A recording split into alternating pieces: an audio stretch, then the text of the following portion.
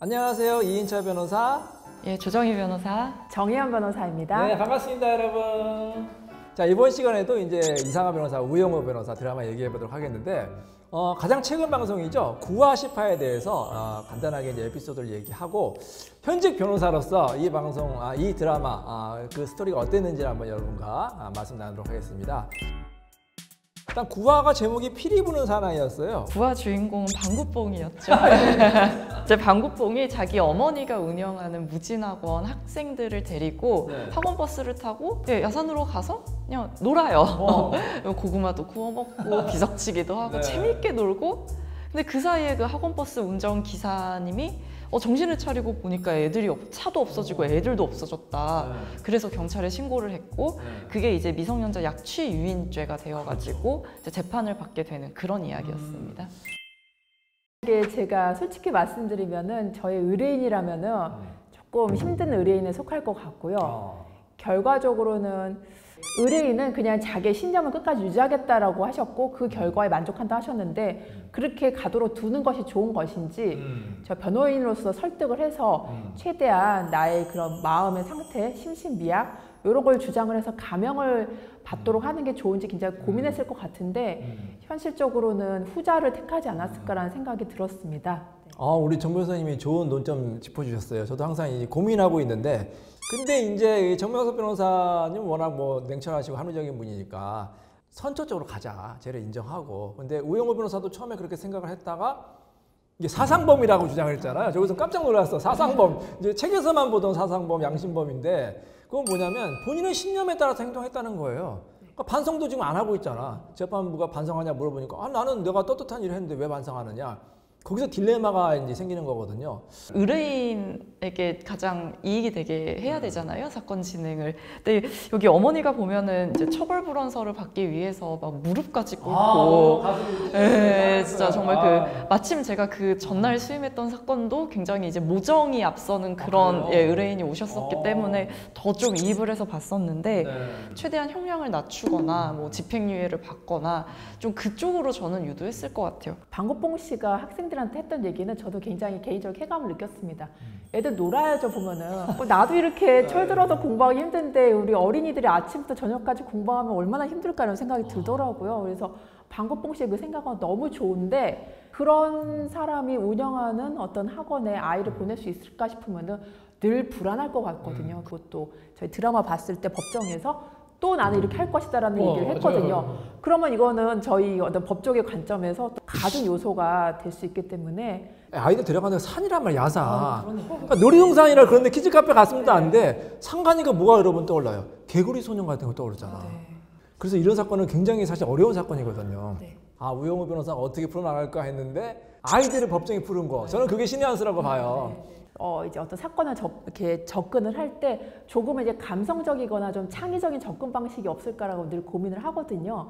근데 제가 이번에 그 우영우 변호사 그 편을 보면서 이거야말로 변호사로서 굉장히 창의적이고 굉장히 의뢰인한테 도움이 되는 아주 멋진 방법이라는 생각을 했습니다. 그래서 참 훌륭하다 생각했어요. 변호사들이 학부모들을 설득하는 장면이 있어요. 그러니까 법원에 아이들을 견학 삼아 이렇게 오게 하면 또 아이들이 법조계에 관심을 가지고 공부 열심히 할 거다.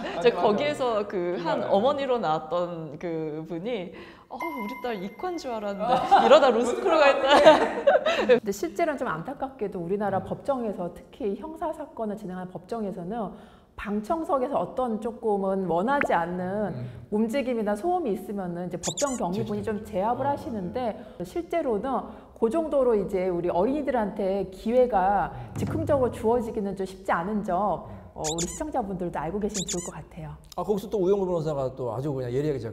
판사님, 이 사람들은 단순히 방청객이 아니라 피해자입니다. 피해자니까 발언하게 해주세요. 그러니까 우리 변호사들이 모든 이제 법조항이나 판례가 다 머릿속에 이걸 꿰고 있어야 돼. 근데 솔직히 말씀드리면요, 의뢰인이 계속 그렇게 고집 피우시면요 못 말려요. 그래서 저도 이제 사건을 할 때 의뢰인분들한테 아무리 이제 약간은 트레이닝이라고 하거든요. 저도 이제 법정 가기 전에 이 말 하시고 저 말은 하시면 안 되고 막 말씀을 드려도 이게 벌써 자기께 되어 있지 않으면 법정 가서 조금 전까지는 그래요, 제가 잘못했습니다라고 이제 방구뽕 씨가 얘기했다고 저걸 이제 연습을 해도 들어가시면은 아닙니다. 뭐 반성을 하려고 했으나 그냥 제 생각은 변함이 없습니다. 이렇게 말씀을 하시더라고요. 그래서 이게 좀 어려운 부분이 있어요. 맞아요. 그러니까 의뢰인은 변호사는 항상 의뢰인을 도와주는 사람이라 생각하시고 이 변호사의 좀 자문을 잘 이제 사실 좀 잘 참고하는 게 좋은 것 같아요.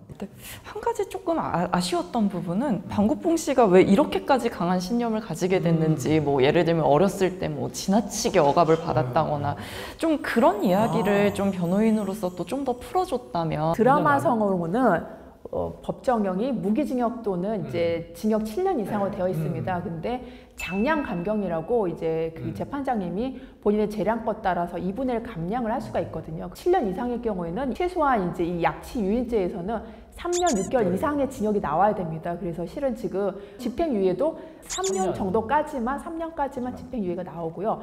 3년 6개월은 무조건 이제 실형입니다. 그래서 이 방구뽕 씨의 미성년자 약치 유인 사건 같은 경우는 애시당초부터 이제 집행유예가 나오기가 힘든 케이스라고 볼 수 있겠습니다.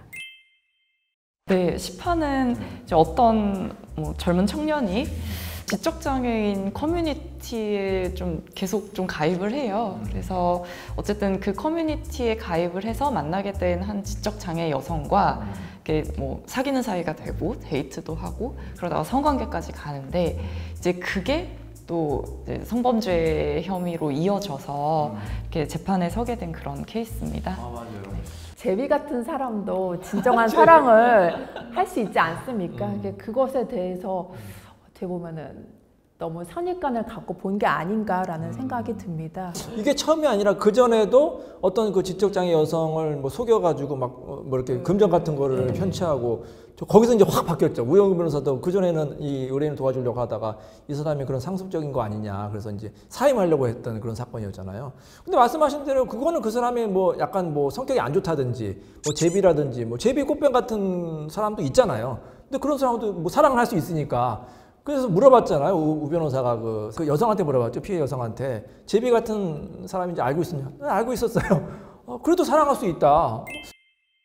누구나 나를 함부로 그렇게 침해도 이렇게 해도 되는 건 아니죠. 그래서 그런 의미로 봤을 때는 이 사건도 양아치거나 제비라고 할지라도 순정은 있을 수 있는데 그것을 너무 폄하한 것이 아닌가라는 생각이 좀 듭니다. 그래서 그 배심원들도 이제 4대3으로 무죄 판결이 나왔는데 막상 판결에서는 유죄가 나왔단 말이에요. 그 결론에 대해서 어떻게 생각하세요?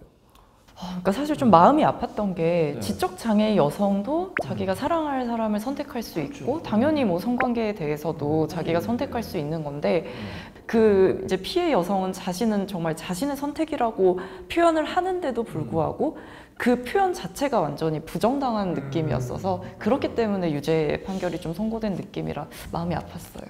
근데 검찰 입장에서는 어떻게 또 유죄를 받아야 되잖아. 근데 이 증인신문 할 때, 그래도 우 변호사가 그 증인신문 잘했어요. 피해 여성 그 증인신문 해가지고 사랑하느냐, 뭐 사랑한다, 뭐 감옥에 가지 말게 해줘서 거기까지 딱 좋았는데 갑자기 그 사진, 그거 보셨죠? 막 여성이 자해하고 막 다친 사진을 딱 증거내니까 이게 갑자기 또 바뀐 거 아니야. 여성이 정말 원하지 않았나 보다. 이렇게 또 확 바뀌는데 시파가 좀 많이 아쉬웠던 것 같아요. 우리 우영우 변호사가 이제 연전연승 아닙니까? 다 이겼다가 시파에서 어떻게 보면 패소한 거나 마찬가지잖아요. 패소했는데 하여튼 좀 아직까지도 우리 사회에 좀 편견이 좀 남아있어. 그 편견을 극복하는 과정이 쉽지 않다 이런 생각이 들고요. 사실 저는 시파는 그 우영우가 내적으로 성장하는 과정을 그린 그런 화라고 생각을 했어요.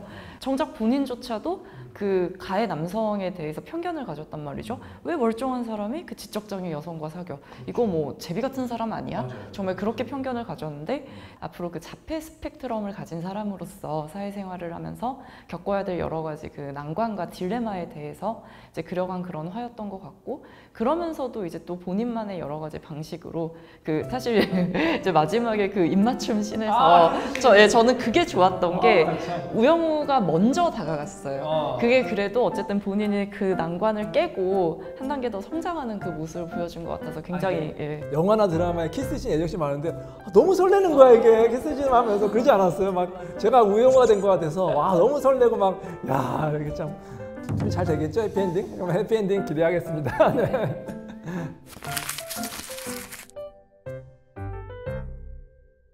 먼저 1화가 재밌었죠? 이제 끝났어요. 하나님 정말 공부 많이 하셨구나. 범죄 행위를 하면은